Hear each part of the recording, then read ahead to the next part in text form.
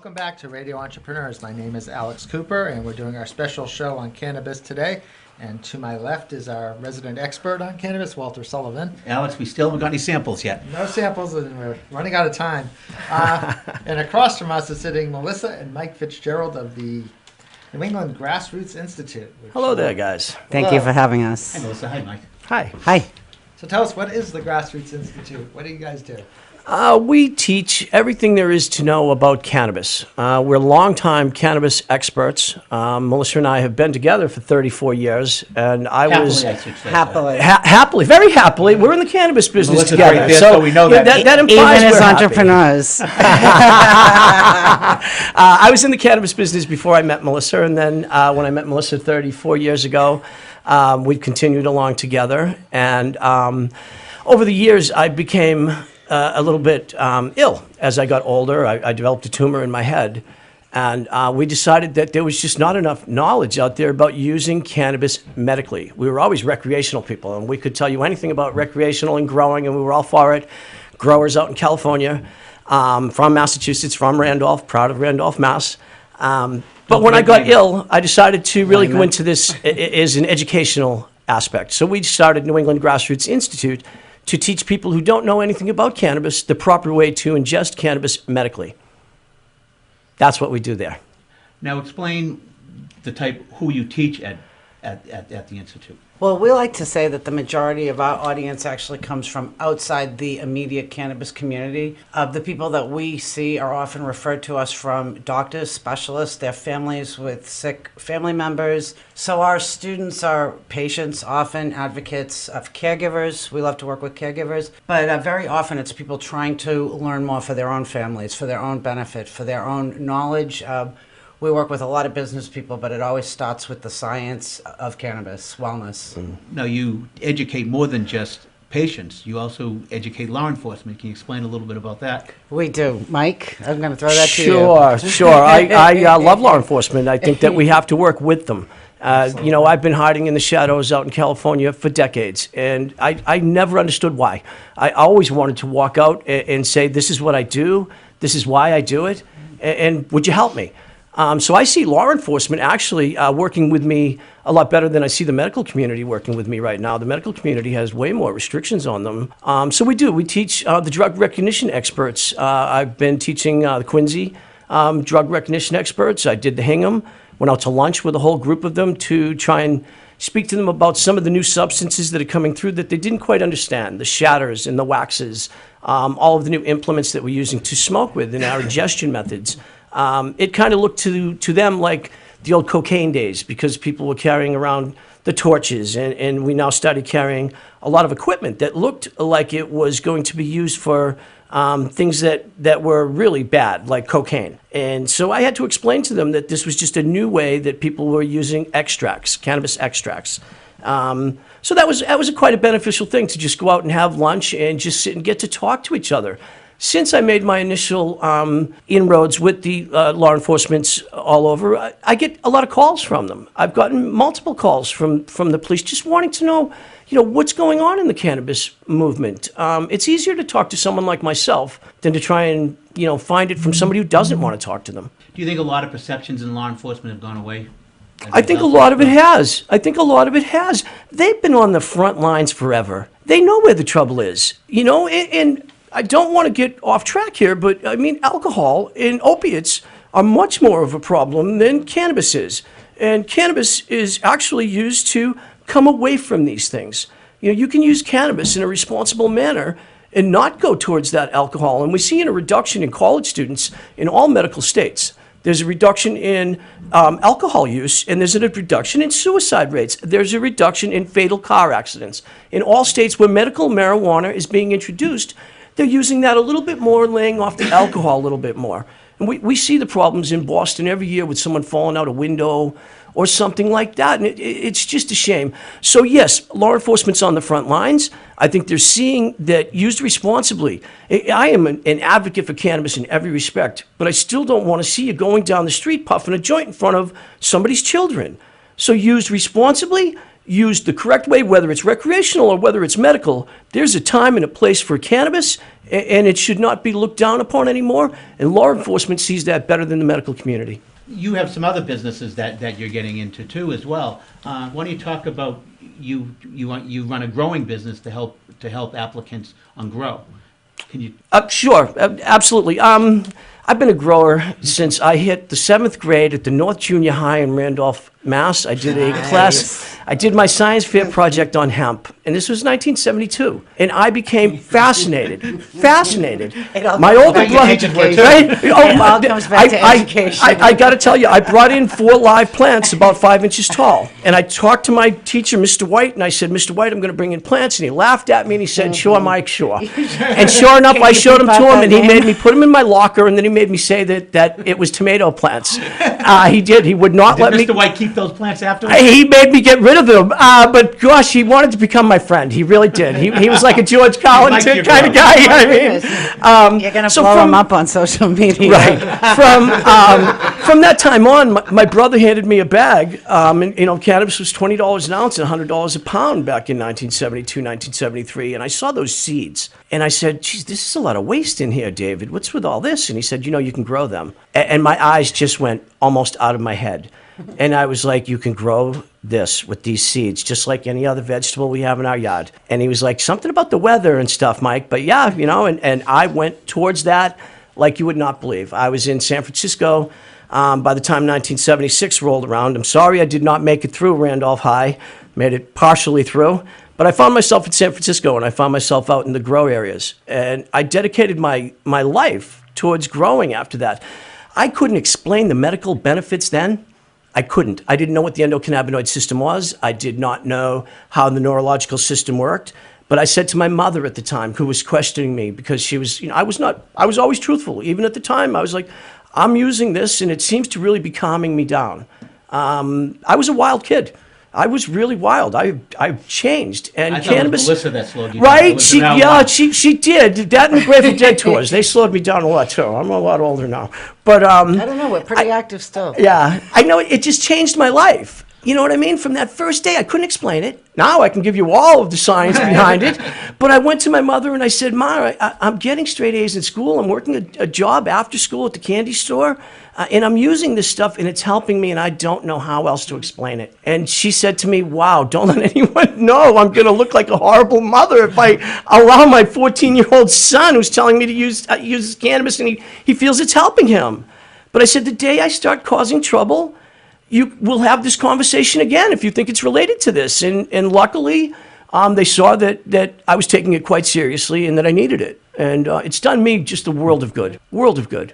So how are you helping applicants in Massachusetts throughout in with their applications and growing? Okay. Well, Yeah, sure. I think what I'd say about that is we kind of what we say to our own students, that you want to take a one plant model, be successful at it, and replicate it. And we've kind of done that. We want to take the best practices for everyone that we would show to any patient for their well-being and bring it right into a warehouse level. And education is where it's at for us. It's so important. We have such a long history of it. Mike and I are fully into organics at this point because we're so patient-centric, but we really like to talk that language of scaling, bringing it up, starting small. Grow is just a beautiful thing. Yeah. It's amazing. Yeah. It really is. Yeah. There should be more grow out there, people. We got to a point where we could take on 1,500 plants at a time outdoors out in Northern California. We took 4 years to dig a well on the side of a mountain, and we learned how to renewable energy. We learned how to work Sustainable our land farming. and do it right, and never leave a footprint behind when we were Absolutely. done. One of the things that I just want everything to be so clean and done so properly. So I'm really thrilled when it comes to the new regulations about energy use in the cannabis field. We have to show that we're better stewards of our communities, better stewards of this world and this planet. We always have the stigma put on us. So, the cannabis people are coming. They're going to take all our water. They're going to take all our energy. We're not. And all our candy. And all our Twinkies, right? Nothing like a good Twinkie. Yeah. So, we work hand in hand with large scale operators now.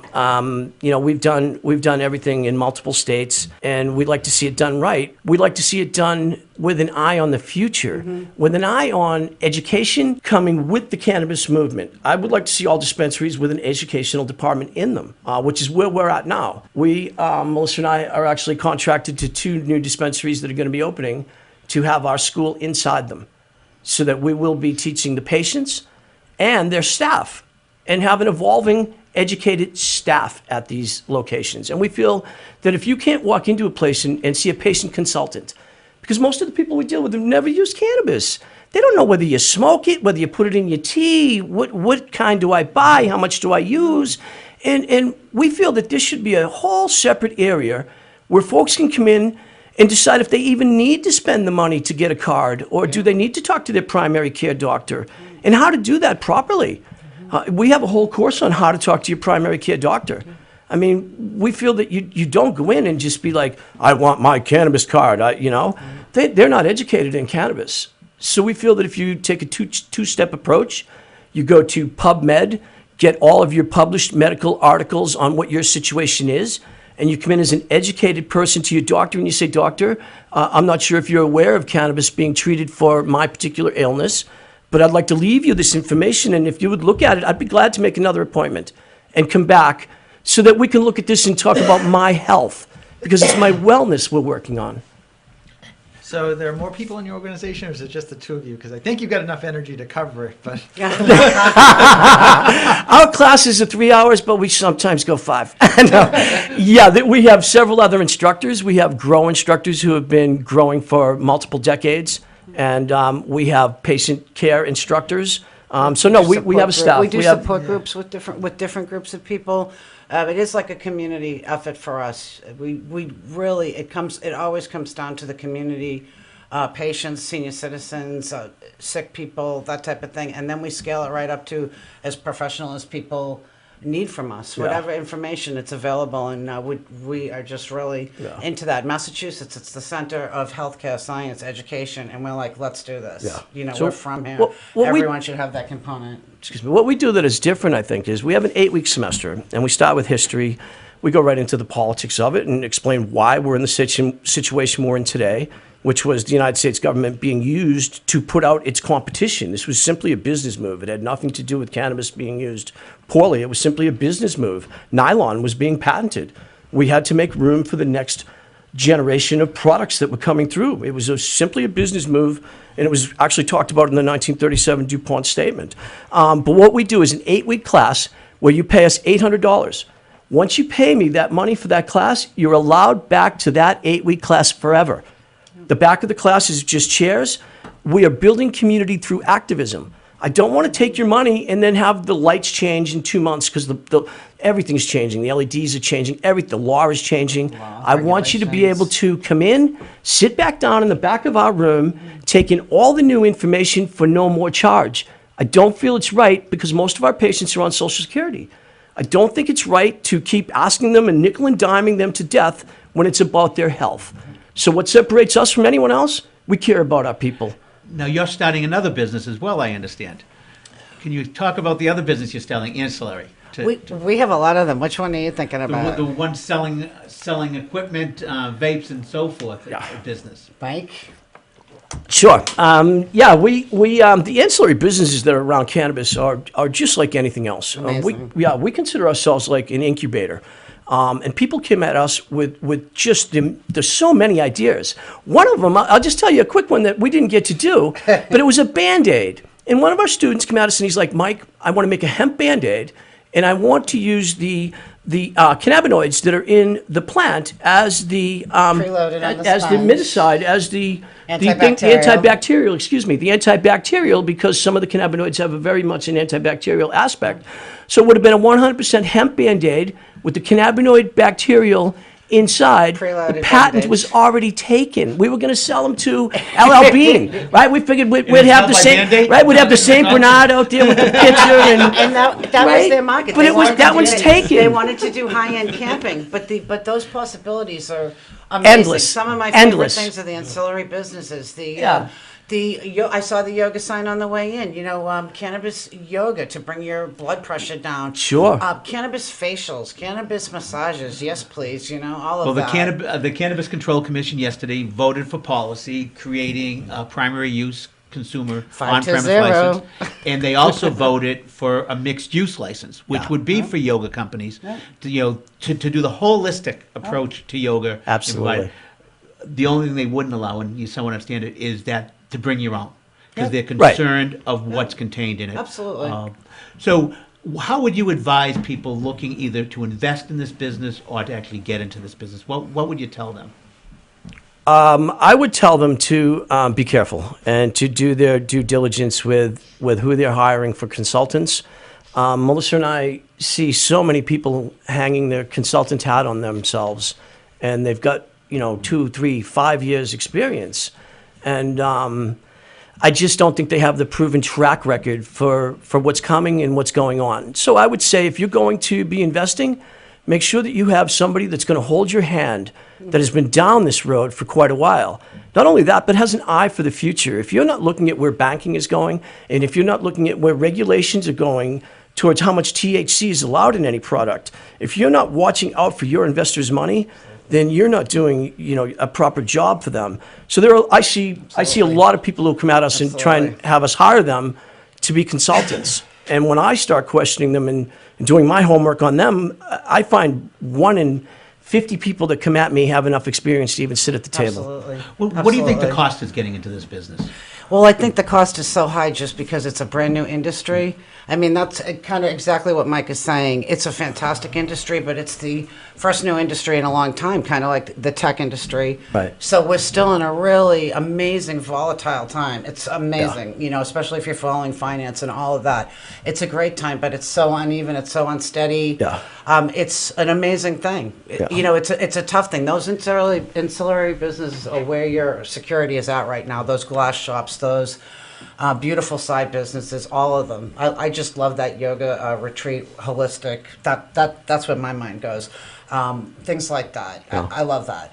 Artwork, just the secondary things. But the actual market itself, it's really volatile. It's hard to invest in. People wait for those investment tips all the time, and it's becoming more mainstream companies. So in a way, it's just a big cycle. You've got to hold on. Right. Oh. Thank you very much for coming in today. If people want to get in touch with you and find out more, what's the best way that they can find you? Grassroot420.com. That's pretty memorable. That is. All right. Thank you, guys. Thank Thank you. you for coming in. Appreciate it.